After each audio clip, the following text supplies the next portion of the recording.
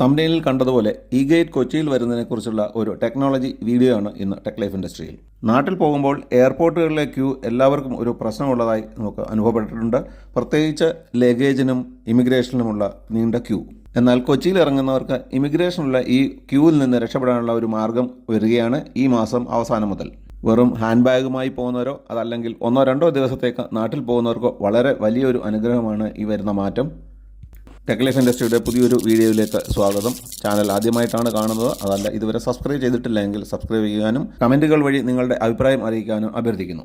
യു-എയിലും മറ്റ് ഗൾഫ് രാജ്യങ്ങളിലും ഉള്ളവർക്കൊക്കെ അറിയാവുന്ന ഒരു കാര്യമാണ്, എല്ലാ എയർപോർട്ടുകളിലും ഇവിടെ ഇ-ഗേറ്റ് സമ്പ്രദായമുണ്ട്. അവിടെ പാസ്പോർട്ട് സ്റ്റാമ്പ് ചെയ്യുന്നതിനായി റെസിഡൻസ് വിസ ഉള്ളവർക്ക് ലൈൻ നിൽക്കേണ്ട ആവശ്യമില്ല.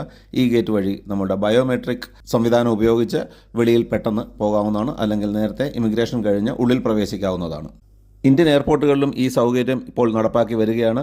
ഡൽഹി എയർപോർട്ടിലാണ് ഇത് ആദ്യമായി നടപ്പാക്കിയത്. എന്നാൽ രണ്ടാമത്തേത് കൊച്ചി എയർപോർട്ടിൽ വരുന്നു എന്നുള്ളതാണ് മലയാളികളായ നമുക്ക് അഭിമാനിക്കാവുന്ന ഒരു വാർത്ത.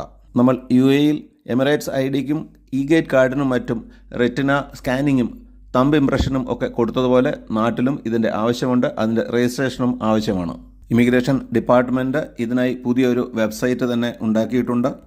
ഫാസ്റ്റ് ട്രാക്ക് ഇമിഗ്രേഷൻ ആണ് ഇത്. അതിനാൽ fast track immigration -trusted traveller programme എന്ന ഈ വെബ്സൈറ്റിൻ്റെ അഡ്രസ്സ് ഇതോടൊപ്പം കൊടുത്തിട്ടുണ്ട്. എങ്ങനെ രജിസ്റ്റർ ചെയ്യണമെന്നുള്ളതും പടിപടിയായി വിശദീകരിക്കുന്നുണ്ട്. ഈ ഫാസ്റ്റ് ട്രാക്ക് ഗേറ്റ് വഴി കടന്നു പോകുന്നതിന് സൈറ്റിൽ മുൻകൂറായി നമ്മൾ രജിസ്റ്റർ ചെയ്തേണ്ടതുണ്ട്.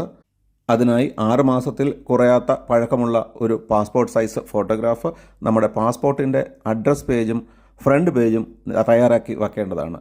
ഫോട്ടോ ജെപെഗ് ഫോർമാറ്റിലും പാസ്പോർട്ടിൻ്റെ കോപ്പികൾ PDF ഫോർമാറ്റിലുമാണ് കരുതി വെക്കേണ്ടത്. ഇന്ത്യക്കാരായിട്ടുള്ളവർക്കും OCI കാർഡ് ഉള്ളവർക്കും, അതായത് ഓവർസീസ് സിറ്റിസൺഷിപ്പ് ഐഡൻറ്റിറ്റി കാർഡ് ഉള്ളവർക്കുമാണ് ഇപ്പോൾ ഈ വിധത്തിൽ രജിസ്റ്റർ ചെയ്യാനാവുക. കേസുകളിലും മറ്റും പെട്ട് യാത്രാവിലക്ക് ഉള്ളവർക്കും 12 വയസ്സിന് താഴെയുള്ളവർക്കും 70 വയസ്സിന് മുകളിലുള്ളവർക്കും ഈ സൗകര്യം പ്രയോജനപ്പെടുത്താൻ കഴിയില്ല. നമ്മുടെ അപേക്ഷ സ്വീകരിക്കപ്പെടുന്ന പക്ഷം നമ്മൾ അവിടെ വിരലടയാളവും കണ്ണിൻ്റെ റെറ്റിനയുടെ സ്കാനിങ് വേണ്ടി, അതായത് ബയോമെട്രിക്കുകൾ കൊടുക്കാനായി നമ്മൾ പോകുന്ന എയർപോർട്ടിൽ, അതായത് കൊച്ചിയിലേക്കാണ് പോകുന്നതെങ്കിൽ കൊച്ചി എയർപോർട്ടിൽ അടുത്ത പ്രാവശ്യം വിസിറ്റ് ചെയ്യുമ്പോൾ അവിടെ കൊടുക്കാൻ പറ്റും. അതല്ലെങ്കിൽ ഇന്ത്യയിലെ ഈ സൗകര്യമുള്ള മറ്റു ചില എയർപോർട്ടുകളിലും നമുക്ക് സൗകര്യപൂർവ്വം ചെയ്യാൻ പറ്റുന്നതാണ്. പാസ്പോർട്ടിൻ്റെ അഡ്രസ് പേജിലുള്ള അഡ്രസ്സിലല്ല നമ്മളിപ്പോൾ താമസിക്കുന്നതെങ്കിൽ അവിടുത്തെ അഡ്രസ് പ്രൂഫും കൂടി കൊടുക്കേണ്ടതുണ്ട്. പ്രത്യേകം നോട്ട് ചെയ്യേണ്ട കാര്യം, ആധാർ കാർഡിലെ അഡ്രസ് പ്രൂഫായി എടുക്കുന്നതല്ല എന്നുള്ളതാണ്. തെറ്റായ വിവരങ്ങൾ നൽകുകയോ വസ്തുതാപരമായ കാര്യങ്ങൾ മറച്ചു വെക്കുകയോ അപ്ലോഡ് ചെയ്യുന്ന ഡോക്യുമെൻറ്റുകളിൽ എന്തെങ്കിലും പ്രശ്നമുണ്ട്, ക്ലിയർ അല്ലാത്ത ഫോട്ടോ ഉൾപ്പെടുത്തുകയോ മറ്റോ ചെയ്തു കഴിഞ്ഞാൽ, അതല്ല അഡ്രസ് പ്രൂഫ് കൊടുത്തിട്ടില്ല, ഇങ്ങനെ ഏതെങ്കിലും കാരണങ്ങൾ ഉണ്ടെങ്കിൽ ആപ്ലിക്കേഷൻ റിജക്റ്റ് ചെയ്യപ്പെടാവുന്നതാണ്. വീണ്ടും നമുക്ക് ഇവയെല്ലാം ഉൾപ്പെടുത്തി അപ്ലൈ ചെയ്യാവുന്നതുമാണ്. അതിനുശേഷം അടുത്ത പ്രാവശ്യം ബയോമെട്രിക് കൊടുക്കാവുന്നതുമാണ്. അപേക്ഷിക്കുന്നതിന് മുമ്പ് ഉപയോഗത്തിലിരിക്കുന്ന ഒരു ഇമെയിൽ ID-യും ഒരു മൊബൈൽ നമ്പറും ഉണ്ടെന്ന് ഉറപ്പുവരുത്തുക. ഇവയിലേക്ക് രണ്ടിലേക്കും OTP വരും. ഇത് വെരിഫൈ ചെയ്യാനായി ആ OTP അപ്ലൈ ചെയ്യുന്ന വെബ്സൈറ്റിൽ ആദ്യപടിയായി നൽകേണ്ടതുണ്ട്. അപ്ലൈ ചെയ്തു കഴിഞ്ഞാൽ പോലീസ് വെരിഫിക്കേഷൻ ഉൾപ്പെടെയുള്ള അല്ലെങ്കിൽ മറ്റ് ഗവൺമെൻറ് രീതികളിലുള്ള അന്വേഷണം നടന്നു എന്ന് വരാം. ഏതെങ്കിലും വിധത്തിൽ നമ്മൾ കൊടുത്തിരിക്കുന്ന വിവരങ്ങൾ തെറ്റാണെന്ന് കണ്ടു കഴിഞ്ഞാൽ അതുമായി ബന്ധപ്പെട്ട നിയമ നടപടിക്കും സാധ്യതയുണ്ട്. അതായത് ആപ്ലിക്കേഷൻ റിജക്റ്റ് ചെയ്യുന്നു മാത്രമല്ല, നിയമപരമായ കാര്യങ്ങളിലേക്കും പോകാൻ സാധ്യതയുണ്ട് എന്നും ഓർമ്മിപ്പിക്കുന്നു.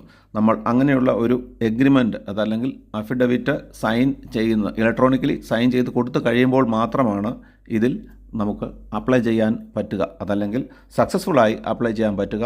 അത് ഇമെയിൽ വഴി നമുക്ക് അതിൻ്റെ ഡീറ്റെയിൽസ് അല്ലെങ്കിൽ കൺഫർമേഷൻ ലഭിക്കുന്നതാണ്. ഓഗസ്റ്റ് മാസം അവസാനത്തോടു കൂടിയാണ് കൊച്ചിയിൽ ഈ ഫെസിലിറ്റി വരുന്നത് എന്നറിയിക്കുന്നു. ഇതിനെക്കുറിച്ചുള്ള എങ്ങനെ അപ്ലൈ ചെയ്യാമെന്നുള്ള പടിപടിയായുള്ള ഒരു വീഡിയോ, ഇതിൻ്റെ 2ാം ഭാഗം ഉടൻ തന്നെ ഇടുന്നതാണ്. അതിൽ നോക്കി നിങ്ങൾക്ക് സംശയനിവൃത്തി വരുത്താവുന്നതാണ്, അപ്ലൈ ചെയ്യാവുന്നതാണ്.